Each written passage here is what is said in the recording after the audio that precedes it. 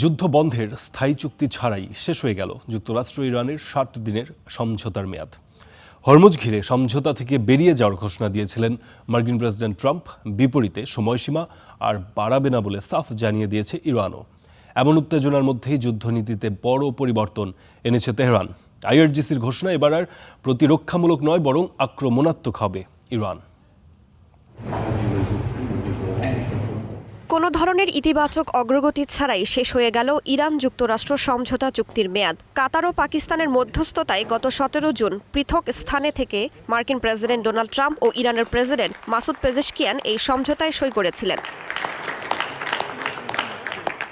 সমঝোতায় বলা হয়েছিল আলোচনার মাধ্যমে ৬০ দিনের মধ্যে চূড়ান্ত চুক্তিতে পৌঁছাবে দুদেশ। যদিও আলোচনার কোনো অগ্রগতি হয়নি, উল্টো সমঝোতার মধ্যেই হরমুজ প্রণালী ঘিরে সংঘাতে জড়ায় ওয়াশিংটন তেহরান। এমন অস্থিতিশীল পরিস্থিতির মধ্যেই চুক্তির সময়সীমা আর না বাড়ানোর ঘোষণা দিয়েছে ইরান। চুক্তিতে পৌঁছাতে না পারলেও সমঝোতা সইকে এই যুদ্ধে ইরানের বিজয়ের স্মারক বলে উল্লেখ করেছেন ইরানের পার্লামেন্ট স্পিকার মোহাম্মদ বাঘের গালিবাফ।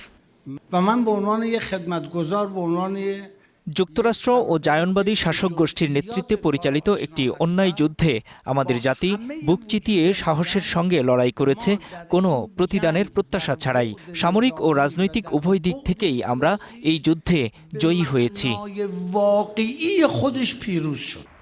যুদ্ধের এ পর্যায়ে প্রতিরক্ষায় নীতিগত পরিবর্তন এনেছে ইরান। এতদিন মার্কিন ও ইসরায়েলি হামলার প্রতিরোধ করলেও এবার আক্রমণাত্মক হওয়ার পরিকল্পনা নিয়েছে দেশটি। ৬০ দিনের সমঝোতার মেয়াদ শেষ হওয়ার দিনই যুক্তরাষ্ট্রকে এ কড়া বার্তা দিয়েছেন বিপ্লবী গার্ড বাহিনী আইআরজিসির রাজনৈতিক উপপ্রধান ব্রিগেডিয়ার জেনারেল ইয়াদুল্লাহ জাভানি।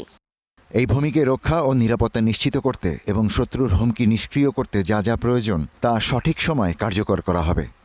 এদিকে ইরানের এমন আক্রমণাত্মক পরিকল্পনা ও প্রস্তুতির কথা উঠে এসেছে ওয়াল স্ট্রিট জার্নালের প্রতিবেদনেও। ইরানি ও আরব কর্মকর্তাদের বরাতে প্রতিবেদনে বলা হয়েছে এই ৬০ দিনে যুদ্ধ চালিয়ে নেওয়ার আরও প্রস্তুতি নিয়েছে ইরান। ক্ষতিগ্রস্ত সামরিক অবকাঠামো পুনর্গঠনের পাশাপাশি ক্ষেপণাস্ত্রের মজুতও বাড়িয়েছে দেশটি।